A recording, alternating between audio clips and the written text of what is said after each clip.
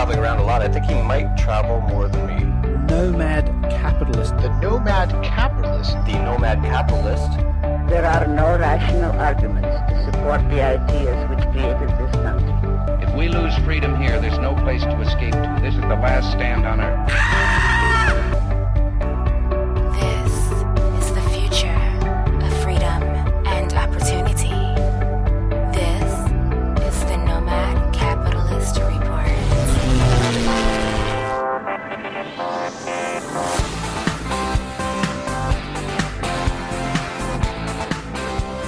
From the crossroads of Asia, hello traders, my name is Andrew Henderson. This is the Nomad Capitalist Report. This is the weekly show where we talk about offshore strategies for entrepreneurs and investors. It's where we talk about the 5 magic words for finding freedom and more prosperity. Go where you're treated best. Welcome to the show. Hey, thank you for joining me.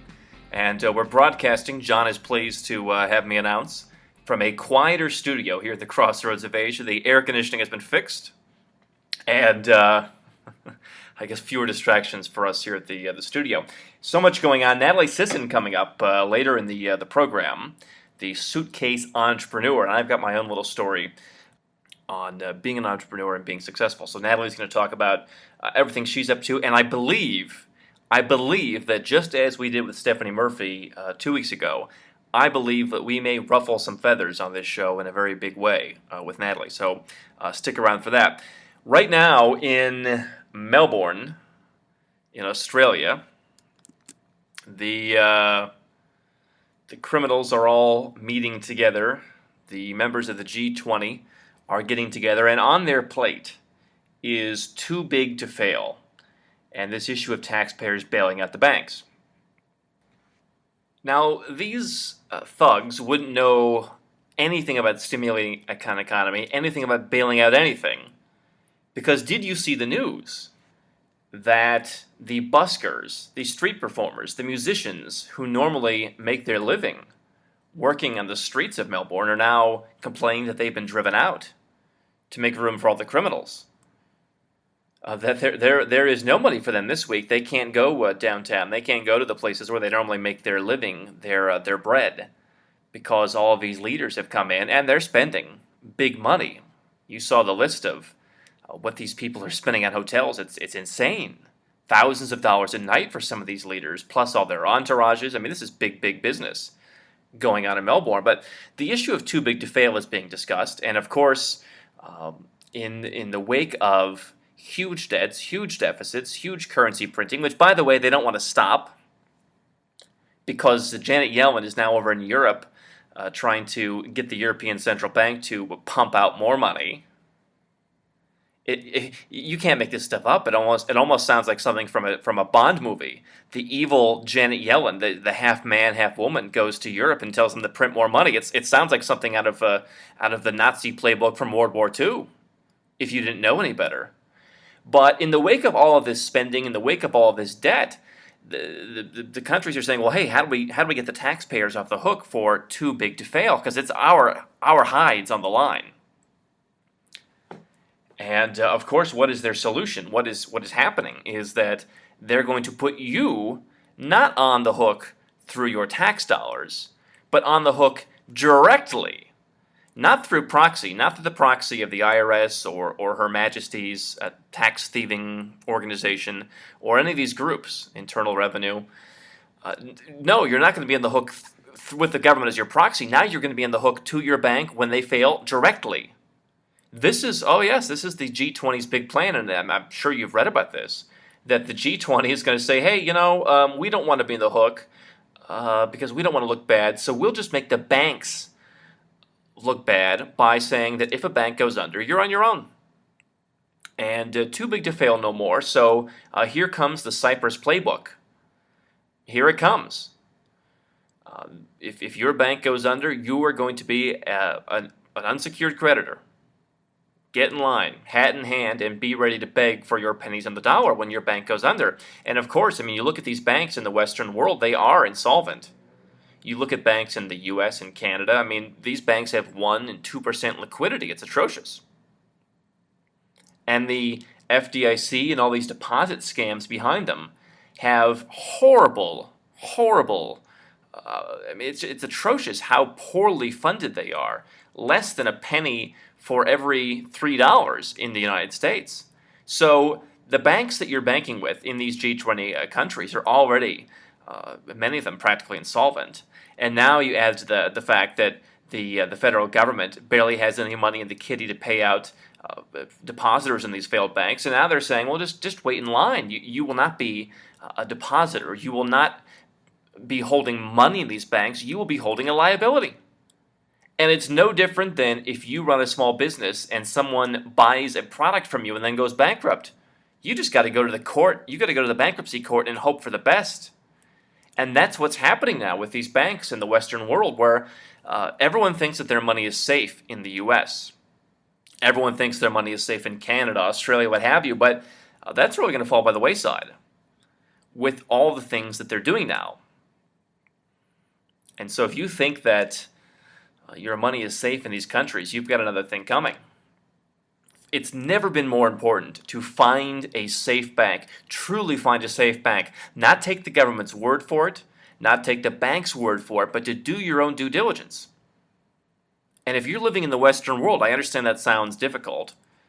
I understand it sounds challenging, because most Westerners have been sitting around in their tuchus, eating bonbons, and assuming that the government has their best interest in mind, and just saying, member FDIC, that's good enough for me. Because we all know that people in these G20 countries, they don't have any real wealth outside of Switzerland, maybe Germany and Austria. I mean, the Americans, by and large, there's no wealth there. We talked a couple weeks ago about how the average person in the world has $3,650 in net assets to their name, and the reality is the average U.S. person doesn't have much more than that. So here it is unfolding again.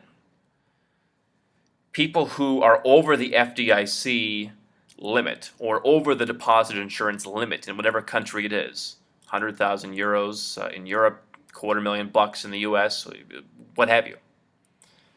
If you're over that limit, you already know you've got a target on your back. If any banking system fails, you are target number one. Your money will be gone, and you can stand in line and hope for the best. But that has not worked well for people who have banked in Cyprus. So don't hope for anything. If you've got big money in the banks in the Western world, you could well be screwed. If you don't have a lot of money, then maybe you're not quite as screwed. But the reality is that these banks are soon going to owe you nothing. And there was an interesting article that came out just the other day talking about what's going on at the G20 and saying that basically your money in the bank is no longer money. It is no longer currency. It will no longer be the equivalent of money, because if you can't take it out at whim, then it's not money. What is it? It's something other than money. It's not a monetary equivalent, really. And this will be just the latest excuse. If you have any kind of assets, if you have any kind of business, this is just the latest way that they will demonize anyone who has more as being one of the haves. The haves versus the have-nots. If you have money in a bank and the bank won't get bailed out and you're on the hook, no one will feel sorry for you. No one will come to your rescue. The government will screw you. The bankers will screw you. You'll be out on your own, and you will not have money anymore. You will now be one of the have-nots, which is where the government wants you to be. The government wants you to be one of the have-nots so that they can expand their power and put you right where they want you. They want you on all their programs. And there was an article in the New York Times the other day that came out bemoaning the fact that the super rich are now growing while the very rich are stagnating. Talking about the people with the Bentleys and the yachts and the helicopters, and how that group is growing and how their wealth is growing. And I mean, believe me, the New York Times isn't stupid.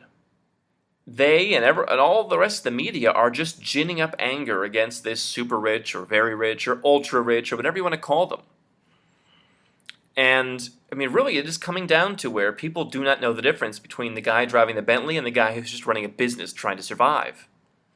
I mean, look at the number of people who care about the fact that a woman running a Mexican restaurant in Chicago has money seized and stolen from her bank account because she was accused of structuring it by depositing $7,000 or $8,000 at a time.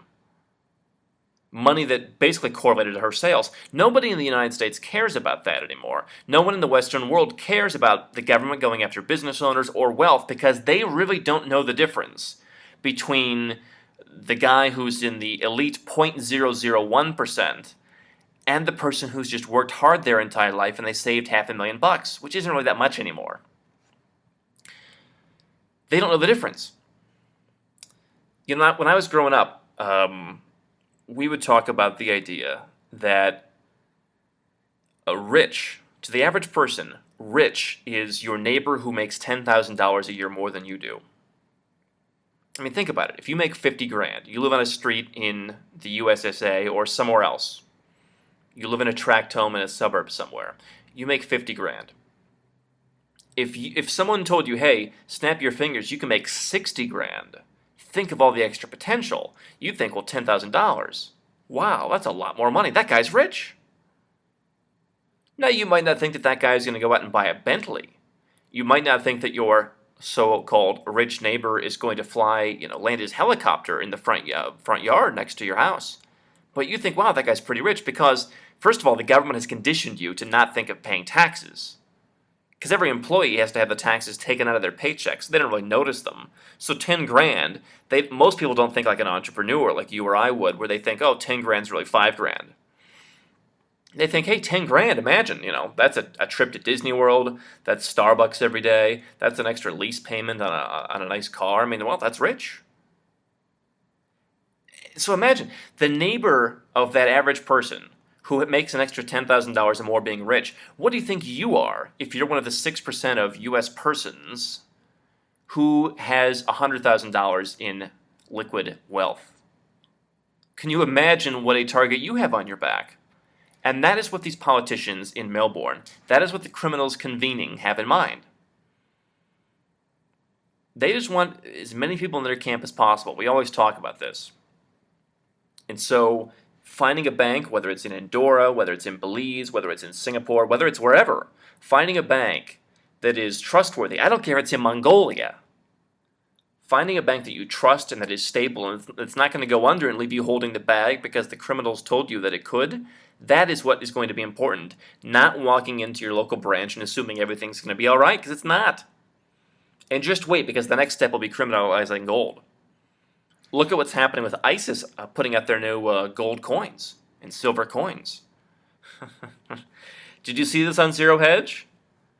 Yeah, ISIS is putting out their own real money. Not fiat currency, but real money, precious metals. Just wait until the G20 criminals convene, and just wait until the U.S.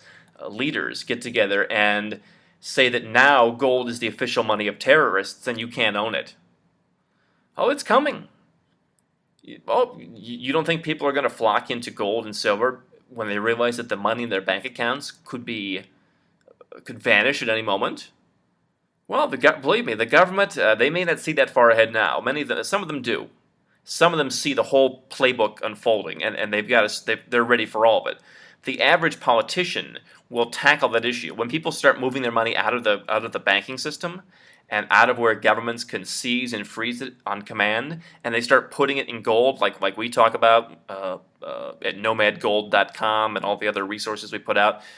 When you start putting gold in Singapore, for instance, to escape having your money vanish in a bank account, the politicians will find a way to stop you. And they'll say that, ISIS used gold, so gold is now for criminals. Believe me, amazing things are happening. And if you would have, I believe that the stuff you've seen right now, the stuff you've seen in the last 5 or 6 years, you did not believe it would ever happen. The average person would have told you were crazy if any of this stuff that has happened over the last 5 or 6 years would have happened. People a decade ago would have said, you're nuts. And look what happened. And I believe this is just the beginning. There's really no reason to be in the West anymore for banking.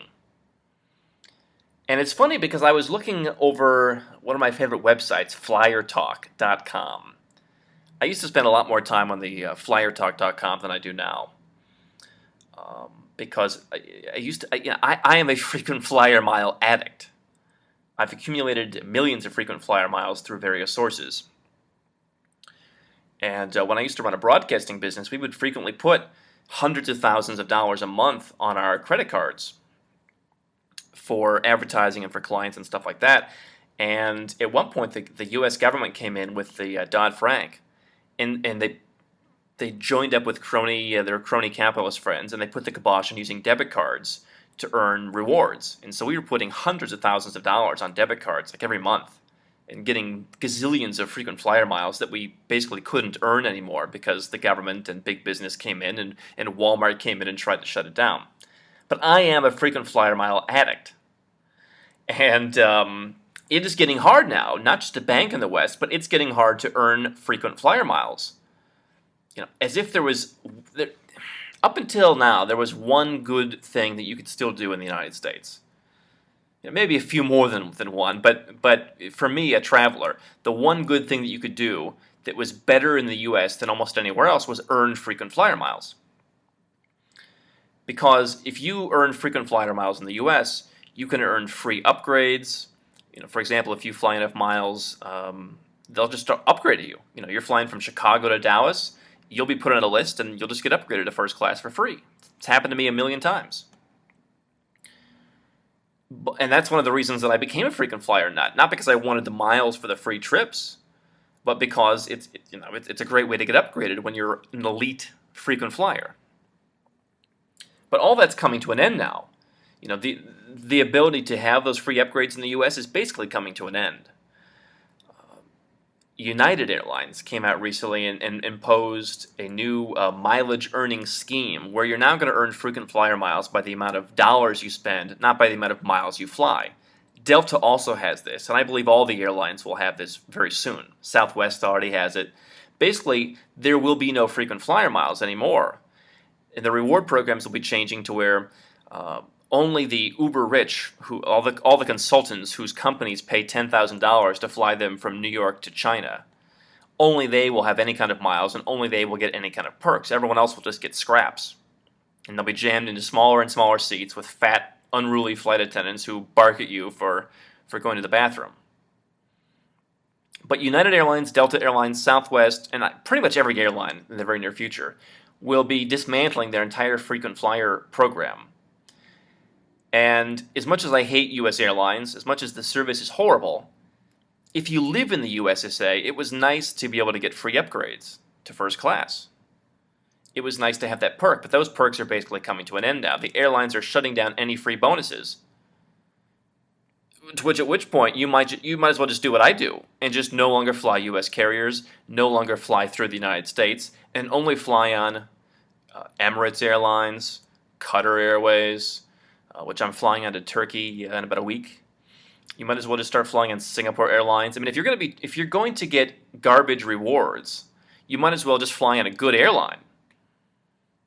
I mean, Emirates Airlines, I mean, you're not going to be high on the totem pole buying an economy ticket because they got guys spending $30,000 on round-trip flights to get their own little private suite in first class. So if you just buy an economy ticket for $1,000, you will not be high on their priority list. But at least at least flying economy on Emirates is enjoyable, rather than flying on United or Delta or the rest of these crap airlines where literally it's horrible. Look, even if you come to Asia, even if you fly on Air Asia, at least you've got pleasant flight attendants. The people are young and vibrant, and they're not fat and miserable and depressed. There's no reason to fly on U.S. airlines anymore. And if you're coming to Passport to Freedom in Cancun, if you're coming from the U.S., I guess you've probably got no choice. If you can fly on Aeromexico to Cancun, do it. If you can fly on some other airline, do it. If you're stuck in the United States, you unfortunately are stuck with U.S. air carriers. But do know that one of the last benefits of living in the U.S. in terms of frequent flyer perks is now gone. And I, for one, will not fly United, will not fly Delta, will not fly American, will not fly any of them. No, not even JetBlue. I don't fly through the U.S. at all because I don't want to be groped and poked and prodded. I just refuse. But I would not fly a U.S. airline anywhere. Please. Follow my embargo. Do not fly U.S. carriers. Don't fly. No, not even. No, John. Not even within Asia. United has flights from Tokyo to Hong Kong, I think. No. There's no reason to. The benefits are horrible. The service is horrible. It's all horrible. Horrible across the board. I mean, I flew business class on Japan Airlines 2 months ago. It was better than anything you would find on a U.S. carrier. Anyway, all right. Natalie Sisson is coming up when we return. And after Natalie Sisson, I've got a quick story for you on my own little entrepreneurial experiment that I think you'll like. Natalie Sisson, the Suitcase Entrepreneur, is next. Stick with me. The Woodstock of Offshore. Join us for Passport to Freedom in Cancun, January 2015. Reserve your seat at passporttofreedomevent.com. No, man. Natalie Sisson and an important business lesson that I learned that will impact you next.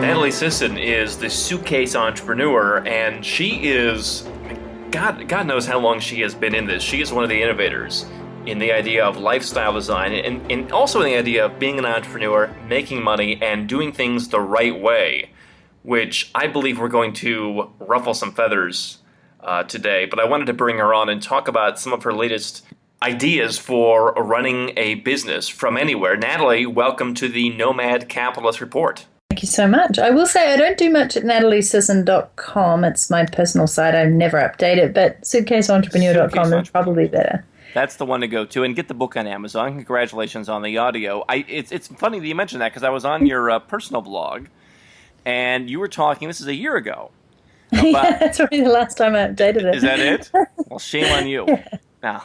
I know. Well, it's not. It's more a sort of a brand sitting. I've grabbed my domain name. I will be doing something with it, but there is information on there. It essentially leads people back to Suitcase Entrepreneur for now. I wish I had that, but you were talking about, this was back when the U.S. government shut down, and you were saying, all right, 800,000 U.S. government workers were going to be out of work, and you said they should all get a copy of Suitcase Entrepreneur and learn how to build their own lifestyle, learn how to build their own freedom business. And I'm thinking to myself, I don't know, like I'm so different from a bureaucrat, but I imagine here in my ivory tower that these people don't want a lifestyle business. Their lifestyle is ruining your lifestyle. That's the way they like it. I don't know. Most people that I speak to want more freedom in whatever capacity that is. They either want to work from home and be able to spend more time with their family. They want to be able to work from anywhere. Maybe they just want to work from a cafe down the road.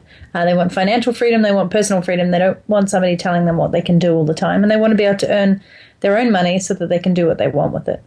So you're originally from New Zealand. And, you know, I know that everyone I talk to who's from Australia across the way there, they're always talking about how things are really going, in their opinion, downhill in terms of people just buying more and more into it. And I know this isn't your topic, but just bear with me for a moment. More and more into, we love the government, we love high taxes, we love all that. Obviously, that's happening in the U.S. They love all that stuff. They love it in Europe. I don't know about New Zealand, but do you think that people, I mean, I look at it as we're kind of in this bubble of people who have woken up to what is possible. Do you think that really everybody out there is saying, I want freedom? Not everybody, but the people who can see it and have a vision for what they want to do, definitely. And Australia and New Zealand, ironic that you mention them, I find they're just waking up on this because I ran a couple of workshops there this year. And I got the biggest turnouts in Australia and New Zealand. They're hungry for information. They want to learn more about building an online business and all the facets of it. They don't particularly like the American style of being rah-rah over the top, which is why it was perfect for me to teach the workshops. And I think they're really, really hungry for it. They also have a good sense of what a great life is. I mean, Australia and New Zealand, pretty beautiful countries to live in. So they have a good lifestyle, but they like that flexibility and freedom to do it on their own terms. And I do think that most people do want it, but they're either too lazy or it's too much hard work for them. Or, as I said, they do not have a clear vision on what they do with all this freedom. And I always talk about the success quote, you know, successful people do what unsuccessful people won't. I've said it multiple times now. Obviously, I mean, if you don't take these steps, then you don't really want it. You can say you want it, but if you're not doing something, then you don't want it. But I think you touched on an interesting point that I wanted to get into, and we'll just jump right into it. There's this thing, especially in the U.S., where everything's rah-rah, everything's such a pep fest, and you and I were talking, like, I wonder if that turns some people off. Like, I'm a guy, I told you, when I was 12 years old and riding my bike up and down, selling people websites back before there was really a real estate internet presence, I acted like I was 45 years old back then. And so when I hear this rah-rah stuff and everybody's crushing it and woot-woot, it turns me off. And I understand everyone has their own thing, and I respect that. But I almost feel like some people maybe, like, they're afraid to wade into it. Like, what is your thought on that? There is a little bit of rah-rah, probably a little bit too much sometimes. I don't think they need to be afraid of wading into it, but I do think they need to check their sources and look at people who are reliable, have integrity, and actually have shown success in these areas, as opposed to the fly by the seat of their pants, I'm just jumping on the bandwagon of how to make money online, if that's what you were kind of getting at. So yeah, I think it's become a crowded market, and there's definitely better ways to do it than what some people are preaching. And at the end of the day, it's also about smart business. So I never think of it as just business online. I think of it as business tactics and strategies. How do you build a business that is going to make an impact, and how do you do it well?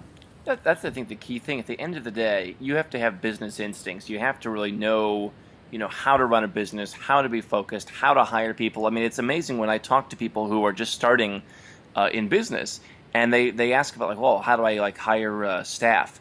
Or isn't it different in my industry? It's really not. It's all pretty much the same stuff.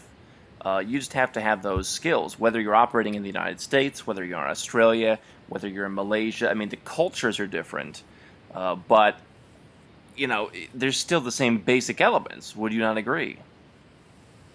Yeah, I do. And that, everybody can, this is what I was just talking to a friend about the other day. There's tons of people teaching how to build an online business, but you can also find all the information online. To a point. At the end of the day, you just have to apply and implement and continue to learn. It's not rocket science.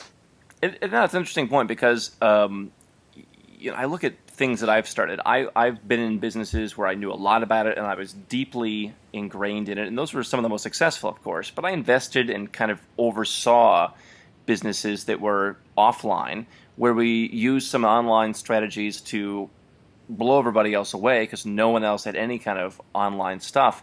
But I didn't know anything about them, and I didn't go out and buy some course. I didn't go out and go to a workshop. I didn't go out and boom and bam and all that. I just had to figure it out, right? I mean, exactly. If you want to do it, you just got to figure it out. Exactly. But you and I don't want to harp on this, but you and I, we were talking because I'm here in Kuala Lumpur, and you're in where are you right now? I'm back in Wellington, New Zealand. Just You're took in a trip to Wellington. South. Mm-hmm. And it's about time. It's like the warm weather. It's getting nice, right? Yeah, it's beautiful. It's It's the time to be in New spring, Zealand. heading into summer. And so, like, you made an interesting point that you were talking to a friend of yours who was saying, if you want to be in business, you got to push yourself. Don't do this thing where, and I understand people don't have all the resources. If you don't have the resources, you got to scrape by. I tell people all the time, if you're, don't start a business in San Francisco, go to Ho Chi Minh City and do it more cheaply. But you want to strive for more. You don't want to stay in Ho Chi Minh City perhaps forever. If you love it there, then do that. But don't necessarily stay there. You want to bring yourself out and say, like your friend was saying, move to Sydney, move to Hong Kong, move to Singapore, get yourself in a position where it's like, great, now I'm pushing myself, further by not just sitting here and relying on, dollar street food meals. Yeah, if I was starting, here's what I think about this. If I was starting my business again and I had very little capital, which is pretty much how I started it, right, I wouldn't do what I did, which was stay in Vancouver, Canada, which is where I was at the time. I was a co-founder of a tech company. I left that and started my thing, which was at the time a blog. And it was ridiculously expensive to live there with no money coming in. On reflection, I would have high-footed it out of there and gone over to South America, Southeast Asia, somewhere where I could have lived a very, very good lifestyle with very little money. money just to get myself started, to start earning some revenue, to make sure it wasn't all going straight to rent and expensive food, and to feel like I could actually live while I was building it. But then as I grew my business, I would, branch out. I would go and live in Europe. I would go and live in North America, and really make the most of it, because there's different places for different times of your business. As I said, those startup countries are great where it's cheap. They allow you to get on your feet, make good friends, have a good time, good lifestyle, and not burn through your money. And then, I adore the culture of Europe, the history of it, and the networking there, the places you can visit. It's incredible for getting around. And I love when I'm back, for example, in America, where everybody's kind of full steam ahead. It really inspires me and gets me fired up to do more and to be more. And there's times throughout the year that all those things are good for me, depending on where I'm at in my business and what I'm wanting out of life versus business. So, I think we talked about it earlier. I think too many people hide away in these cheaper countries and kind of stay in Peter Pan land, as I call it, for too long, because there's a point at which you need to put your big girl panties on or your big boy pants on and actually work in an environment where cost of living is higher, there's competition, it's real, but there's also better opportunities for networking, people to mastermind with, people to push you further in what you're doing. And I would say that if you want to live somewhere, I have a base in Kuala Lumpur. All right, I spend more money living in Kuala Lumpur than I would ever spend living in the United States, because I come to Kuala Lumpur and people say, well, you're going to live in Pedaling Giant. They got a TGI Fridays and they got they got a mall. It's like, I don't want to move somewhere to go to the TGI Fridays. But by that, so now I live in the middle of the action, and I live, what is not a very Southeast Asia lifestyle when I'm here. And so I would say if you want to live in a place like Kuala Lumpur, it's fantastic. But you're saying avoid when you say Peter Pan, what do you mean? I used to talk about that for people who lived in Whistler in Canada, because they're often, and this is being a little bit mean, but often they're guys kind of in their late 30s into their 40s, 50s even, who are still living a lifestyle as if they were in their 20s, snowboarding and skiing every day, bar hopping at night or working in the bar, and just, sort of enjoying their life enough. It's all about partying and fun, which is great, but living in this kind of cocoon of that if they drop back into reality, or if that didn't happen, they'd have to get a job or live in a city and commute and all do all those things. So I think, and I don't say that they shouldn't be doing that, because it's great, but they kind of do it for so long, they're just caught up in this endless stream of earn just enough to go out and do their snowboarding again and party and live like a rock star. I can hear it though. I can hear it in your voice. I think there's something, and we don't have a lot of women on this show, so I want to ask you a very direct question. Does it come down? Is it all an issue that it all comes down to sex? Is that what it's all about? No, I don't think so. No, not at all. But there is definitely, as a woman in an industry and in a niche that is lifestyle entrepreneurship, digital nomads, predominantly internet marketers, I like to think of myself as a coach, a speaker, an author, a trainer. I'm definitely not an internet marketer, but I still know I'm in this niche of making money online. And I think it's predominantly male dominated, and there's a lot more players who have come into the scene who lack integrity and are all about making a quick buck. And I think that it's lowered the standard of what we're trying to achieve, which in my mind is ultimately telling people that they can live their ideal lifestyle. They have to work hard for it. They have to set up the right business to support it. But life should be about having fun, enjoying your freedom, making great connections, making an impact, and having a business that supports that. So to clarify, you don't think that these certain Peter Pan types, as you're saying, are only there because nobody would want them where they came from? Like, is that because you hear that assertion from some people? Is that your? Yeah, if we're talking about Southeast Asia, there's for sure a giant pool of people who go over there where they feel like a king and a rock star, and the women love them because they see dollar signs in the Western man, and these guys suddenly have beer that's cheap, girls that think they're amazing and think that they can live a rock star lifestyle, which they do, but it's not reality back in their world. So if they're going to stay over there forever and live that, then hats off to them. But I think I prefer to be able to travel everywhere and enjoy it and get on well with people and feel like a rock star wherever you went. And also know that you could afford wherever you went to be able to maintain your lifestyle and make sure that you can invest into other people and in yourself. What is your advice then? Understanding that it is this male-dominated field, And it's funny how so many people who work in anything related to that's done online get lumped into the online business category. You're right. It's just business. And they're all very different. And you're seeing so many, I mean, Uber is an online business, but is it really? What is your advice to women who want to get into this, and they're seeing it, and they're kind of, maybe they feel even more kind of turned away than you do by these, they feel like, that's not an element I want to be a part of. What do you say to them? Yeah, actually, there's a mixed school of thought there, because I actually really love guys. Like, I have a lot of male friends. I get on really well with them. I often consider myself one of the guys. I am into sports. I love doing all those sorts of things. And then I have a great group of women friends as well. I love them all for their different aspects that they bring into my life. And I have definitely spoken to women who get a little bit put off. They're not as tech savvy, or they always say that they're not, but they actually are. And they start entirely different businesses, often related to marketing, to empowerment, to coaching, to consulting, etc. Whereas a lot of guys I know will, and this is not trying to be generic, but if we're looking at online businesses, it'll be SEO, it'll be tech work, it'll be IT focus, it'll be financial, etc. So quite different often the businesses that they build. And I think there's a lot of space out there for women. I think there needs to be more women online in businesses who are really starting to understand more of the elements around sales funnel and clever marketing and real selling strategies, and using webinars and Facebook and social media and all those things to do it. They're getting more into outsourcing. They're understanding the strengths of it. They're building teams. So I think there's space for a lot of people. I hope that they're not put off. There's many, many different ways to, dare I say it, earn money online, build your brand, build your credibility, become an authority, and make an impact. And I also think women are, I don't just target women. I have a lot of men in my community, because I want people who want more freedom in life to be in my community. But I'm seeing the power of these only female kind of blogs and setups and trainings. Women are a force to be reckoned with, and we're starting businesses at twice the rate of men.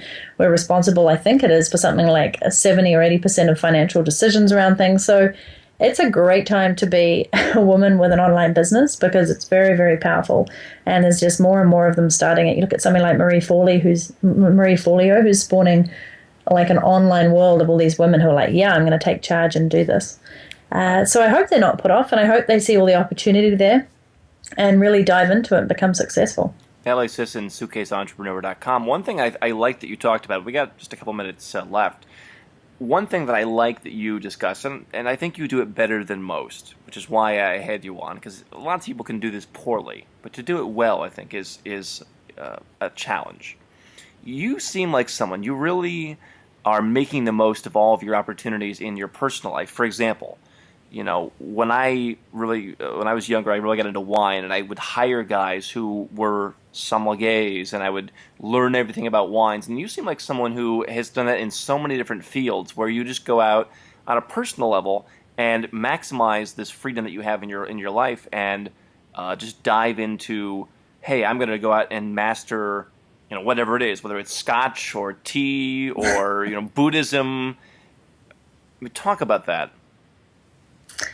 I like variety. I like to push myself personally. I've come from a background of always being involved in sports, and I think it's taught me a lot. It's helped me to push my boundaries and my comfort zone.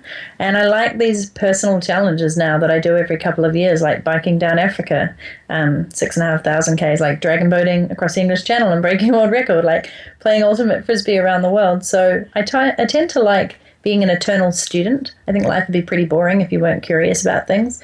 And I think we have a pretty short time on this earth, so we might as well learn and apply ourselves as much as possible and make it as varied as possible to really extend ourselves and see what we're capable of. So I think that's why I like to do it. And I also think it brings a lot of outside credibility to the work that I do, because I can speak from so many different facets and put myself into other people's shoes. You were like a bodybuilding Miss Universe. Do I understand that correctly? No, not quite. I did a body sculpting or something.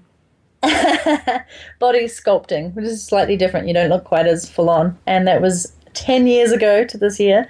And I won the regional North Island champs in New Zealand for that, but wouldn't do it again. It was too much chicken and broccoli and far too much discipline involved. But a fantastic experience. Weigh in on this. Some people agree with what he did. Some people say good for him. Other people disagree and think it's cheating. Tim Ferriss took the world record for, was it tango, by using, or what was the world record he took by pushing people off the stage, basically? No, I don't think he did that. He learned from a master in the shortest amount of time possible and was able to get the points on that thing for... He got like a loophole, though. Do you think that like using a loophole, is that like when you're out there doing your body sculpting and your dragon boating, like do you believe that a loophole is acceptable? Well, I use a loophole that's currently in place for digital nomads around taxes. So I think where you can use it to your benefit and advantage, go for it, but never illegally. And I always think you should play fair. Like, I know that my 9 months of training to get super lean and muscular was all hard work and there were no loopholes. I couldn't get on that stage and compete by cheating. But I think also, for example, with the dragon boating, we did everything right on that front, and Guinness Book of World Records wouldn't give it to us because we didn't have a dragon head or tail or drummer on our boat, which is ridiculous. We would have drowned in the middle of the channel. So sometimes I think rules suck and that they should be a little bit flexible on them and allow people who are trying to do good work and train themselves and reach for the best to be able to compete. I don't know. That's a tricky one. Hats off to Tim Ferriss for working the system. You mentioned the tax loophole. Are you Natalie Sisson coming out today and saying that you are a proponent of the nomad capitalist system of avoiding tax slavery, that you're staying out of that New Zealand for as long as possible? I am for the foreseeable future, for at least a couple more years. Obviously, when I settle in one place and have permanent residency somewhere, then I'm okay. I'm not okay about it, but then I know that what's going to hit me. But for now, it's just interesting the way I live my life. It works pretty well, and it's all legit. Will you settle down? Well, I settled down. As of next year, I want to have 3 to 4 bases a year, rinse and repeat. So I want to have my summer in New Zealand, which is paradise. I want to have 3 to 4 months in North America. I want to have 3 to 4 months in Europe, new country, and then rinse and repeat. And I think that'll be perfect. I get to chase summers and live across the continents I love, but also have bases. Do men, because I think a lot of guys get this from women, oh, you want to settle down, but... How are you going to find a woman who wants to have 3 or 4 bases? Do you hear that from men? How are you going to find a man who wants to live in those 4 places? Yeah, it makes it a little bit more difficult. But, the right person will be out there who's living a similar kind of lifestyle. And also the right person for man or woman might say one day, hey, if you're the other person in their life, why don't you just stay here for 6 months with me and see what it feels like? I think if they're the right person, you'll change up your routine for anything, really. If you wanted to move to New Zealand and pay as much tax as possible, would that be a deal breaker for you?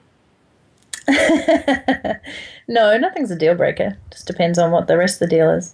You're very grounded. Natalie Sisson, she wrote it's like a #1 best-selling book, right? Yeah. Didn't quite beat Tim Ferriss's record. Don't know why not. I think it's somebody called it the more practical and valuable version of the 4-hour work week. Well, that's better than mine. I think someone called me James Bond meets Tokyo Rose. But it's interesting about Tim Ferriss. I don't think there is a 4-hour, and he's been on this show, but I don't think there is such a thing as a 4-hour work week. I think that guy's working 24 hours a day. So good for you for doing your thing. Natalie Sisson, SuitcaseEntrepreneur.com. Check it out and get that book on Amazon. The Suitcase Entrepreneur. Thank you for joining me. Thank you so much. Right back.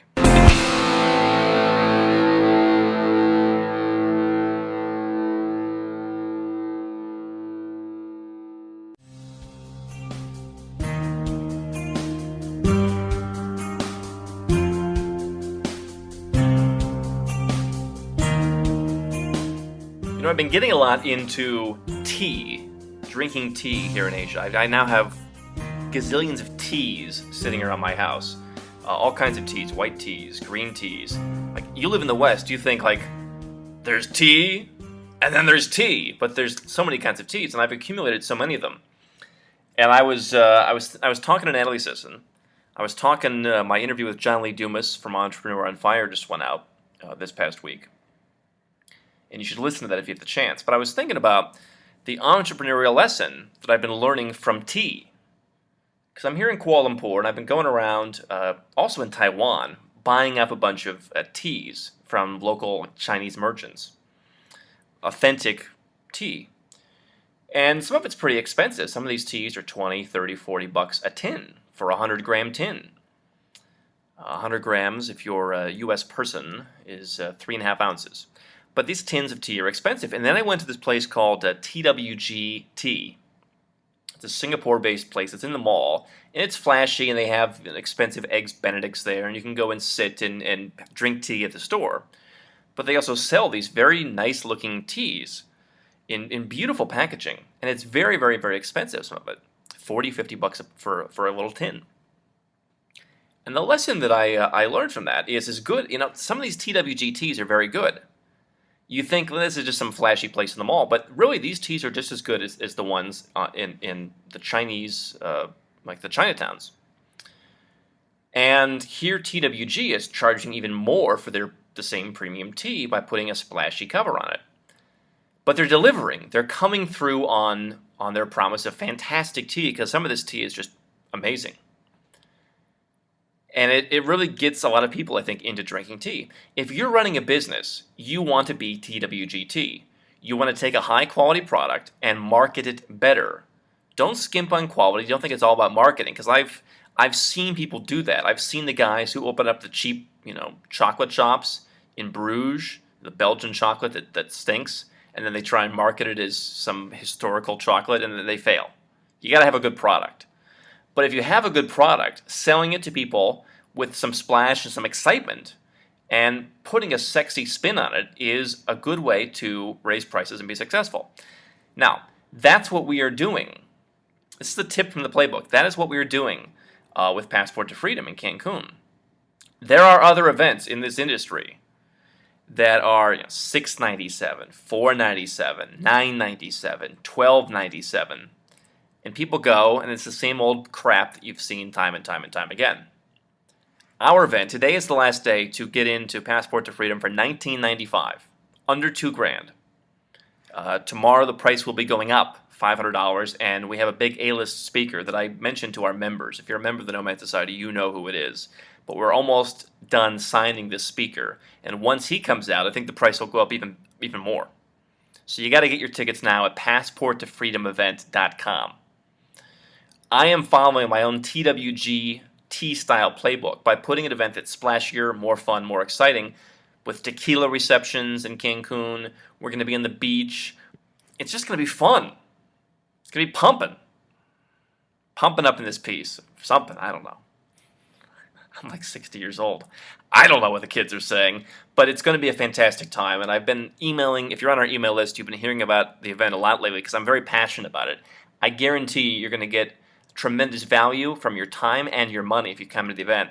Prices are going up tomorrow. PassportToFreedomEvent.com. I'm following my own advice. And by the way, when you come to Cancun, I'm going to be sharing a success story that we have done.